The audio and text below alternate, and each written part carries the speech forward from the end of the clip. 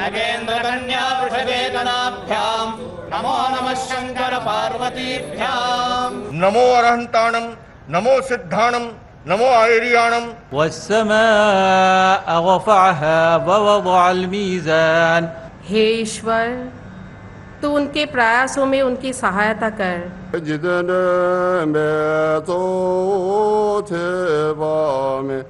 नानक बोले हर हर वाणी।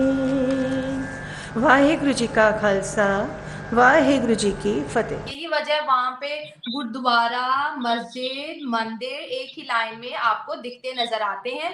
एक टाइम पे नमाज भी अदा होती है, उसी टाइम पे आरती भी होती है और लोग चर्च भी जा रहे हो, तो उनको इस चीज से फर्क नहीं पड़ता। लेकिन अगर पाकिस्तान में ऐसा हो सकता है कि मस्जिद के साथ आप मंदिर बना दो, हो सकता है? कभी नहीं। पार्लियामेंट हाउस का उद्घाटन पूरी भारतीय संस्कृति को ध्यान में रखते हुए कर दिया गया है। ईयू की तरफ से जो मैं खबर देख रही थी, जो चल रही थी, और उसमें कहा गया है कि Pakistan under EU scanner over ride situation, और जो ट्रेड है हमारी और उनकी, उस हवाले से ये बात की जा रही है।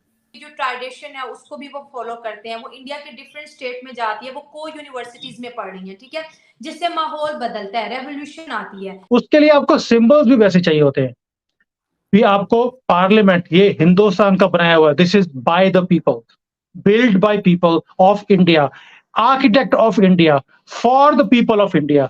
सो ये एक ऐसी चीज है जिसके ऊपर नमस्ते बहनों भाइयों, सत श्री अकाल और जय हिंद। जैसा कि आप लोगों को पता है कि आज आदरणीय नरेंद्र मोदी जी ने हमारे देश को नई पार्लियामेंट को सौंप दिया, और जिससे हमारे देश की लोकतंत्र और हमारे देश की महानता और भी तेज़ी से और भी आगे जाके और बढ़ेगी, और दुनिया हमें लोकतंत्र का मंदिर के रूप में जो पहले देखा करते थे कि भारत ही लोकतंत्र की जननी है, हम फिर से वही वो गवर्नमेंट गौरव को वापस प्राप्त करेंगे। और साथ ही साथ आज की परिचर्चा में हम सुनने वाले हैं कि पाकिस्तानी मीडिया देख के हैरान परेशान हो गई है किस तरह भारत में एक लोकतंत्र के मंदिर की जब स्थापना हुई, एक नया पार्लियामेंट बिल्डिंग जब भारत के लोगों को आदरणीय नरेंद्र मोदी जी ने सौंपा, तो उसमें किसी तरह सब लोग एक साथ बैठकर, सभी धर्मों के लोग एक साथ बैठकर उसमें पूजा अर्चना कर रहे हैं, अपने रीति रिवाज कर रहे हैं, मंत्र उच्चारण कर रहे हैं, और एक साथ उसमें बैठकर अर्चना वर्चना करके एक अपने धर्म की खूबसूरती को बयां कर रहे हैं कि भारत में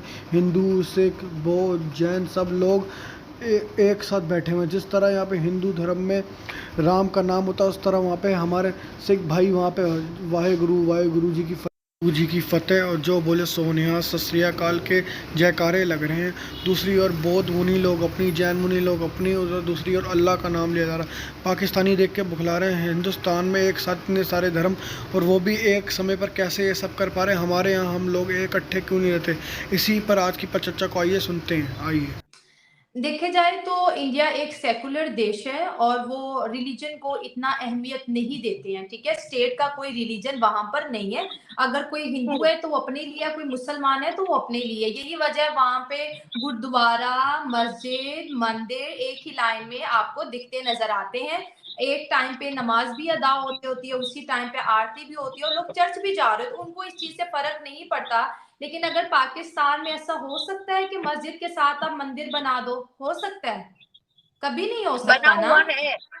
बना हुआ है, मैंने खुद देखा है, लेकिन मंदिर यूज में नहीं है। मॉडल टाउन के अंदर मंदिर यूज में नहीं है, लेकिन है, साथ साथ है। एक्चुअली आप जिस मॉडल टाउन की बात करिए, वो मॉडल टाउन जो है वो आजादी से पहले हिंदू लोगों की सोसाइटी थी। और आप देखिए, और जब हिंदू आजादी के बाद भी यहाँ रहने के लिए उन्होंने सोचा, तो यहाँ के लुटेरे ने उनको मार भगा दिया, क्योंकि उनको मॉडल टाउन चाहिए था। मॉडल टाउन एक इतना खूबसूरत शहर है जिसको कहते हैं ना, ऊपर अगर आप बाय एयर भी जा रहे हो तो आपको मॉडल टाउन नजर आता है। तो वो एक उनको भगाया गया, उनकी जायदादें जब्त की गई, क्योंकि वो हिंदू लोग थे। तो जाहिर उन्होंने मस्जिद और मंदिर बनाया। कि मैं पाकिस्तान बनने के बाद की बात कर रही हूँ, क्या ऐसी हमारे पास कोई ऐसी सोसाइटी है जहाँ पे मस्जिद और मंदिर एक साथ बनाए गए हों? नहीं है ना। अब कश्मीर की बात हम करते हैं। इवन इस्लामाबाद में भी शाइला हम देखें तो इस्लामाबाद के अंदर भी मंदिर का जो कहा गया था कि बनाया जाएगा, लेकिन लोगों ने प्रोटेस्ट किया और कहा कि यहाँ पे नहीं बनना चाहिए। इस तरह की स्टेटमेंट्स हमें सामने आई थी। अब ये हो क्यों रही है, मैं आपको बताती हूँ ना। देखें, इस्लाम गलत नहीं है, आज का मुसलमान गलत है। क्योंकि वो हर चीज में जो है ना रिलीजन विक्टिम कार्ड प्ले करता है, हर चीज में रिलीजन को घुसाता है, जबकि वहां पर उसका ताल्लुक हो या ना हो, वो रिलीजन की चादर में खुद को छुपाता है और कहता है कि ये दीन है और दीन ऐसा ही है। इस बारे में तो हम खैर बात नहीं करेंगे, लेकिन आपने कश्मीरी की बात की, कश्मीरी लड़कियों की बात की, जाहिर है हम बात करते हैं, आपके भी शो में वो आती हैं। तो वहाँ की जो लड़कियां हैं, सबसे पहले हम उनको देखेंगे वो कितनी सिविलाइज हैं, उनकी ड्रेसिंग सेंस कैसी है। अब वो वेस्टर्न कपड़े पहनती हैं, वो कल्चरल कपड़े भी पहनती है, उनकी जो ट्रेडिशन है उसको भी वो फॉलो करते हैं। वो इंडिया के डिफरेंट स्टेट में जाती है, वो को यूनिवर्सिटीज में पढ़ रही है, ठीक है, जिससे माहौल बदलता है, रेवोल्यूशन आती है।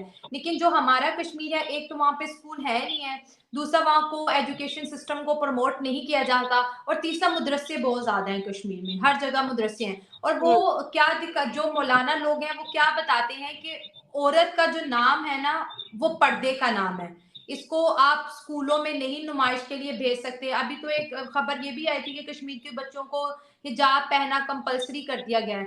We are entering into next 25 years, जिसको हम अमृत काल का समय बोलते हैं, वेयर इंडिया एट 100 वो कैसा होगा। मोदी जी ने उसका विजन दिखाया हिंदुस्तान को कि भाई we want to be a developed country, हम एक विकसित देश, जैसे आज अमेरिका इंग्लैंड है वैसा ही देश हम इंडिया को देखना चाहते हैं जब हम 100 साल अपने आजादी के पूरे होंगे। उसके लिए आपको सिंबल्स भी वैसे चाहिए होते हैं। भी आपको पार्लियामेंट, ये हिंदुस्तान का बनाया हुआ है, this is by the people, build by people of India, architect of India, for the people of India. So ये एक ऐसी चीज है जिसके ऊपर गर्व करना चाहिए। बट क्या करें, ऑपोजिशन के लोग हैं, उनका काम ही है। इस ऑपोजिशन और गवर्नमेंट को मैं हमेशा सोचता हूँ जैसे सास बहू का रिलेशनशिप होता है ना, कि बहू जितनी मर्जी अच्छी हो, जितना मर्जी अच्छा काम करे, सास को कभी उसमें कुछ गुद दिखेगी नहीं। वो बाद में यही बोलेंगे, वो लोग पूछते भी हैं भाई इसमें प्रॉब्लम क्या है बहू में, कहते हैं यार जैसे हिंदुस्तान में बोलते हैं ये ना आटा बड़ा गूंथती है जब तो हिलती बहुत है।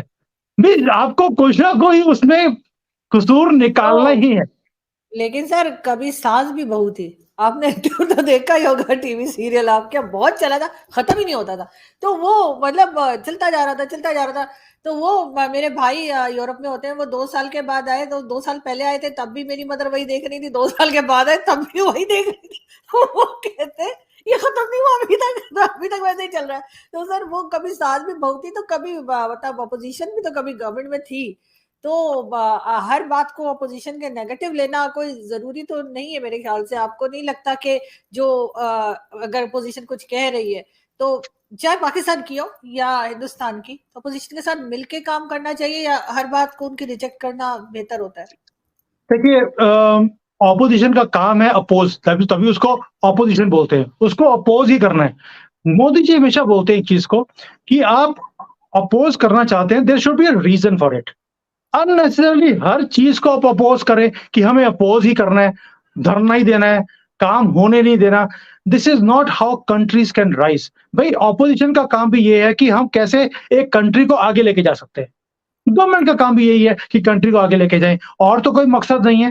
भाई हमारे ये राजा वाली कोई टाइम तो है नहीं कि राजा मीन्स मैं और उसमें मेरी फैमिली यही राज करेंगे कंट्री के ऊपर। This is a government for the people, जो देखती है कि कंट्री को कैसे राइज कर रहे हैं, लोगों को हम कैसे गुर्बत से बाहर निकाल सकते हैं, उनको कैसे तरक्की दे सकते हैं, कैसी अपॉर्चुनिटीज दे सकते हैं। So I think this is disheartening जब मैं देखता हूं कि ऑपोजिशन के लोग तरक्की के मामले में भी टांग अड़ा कर रखते हैं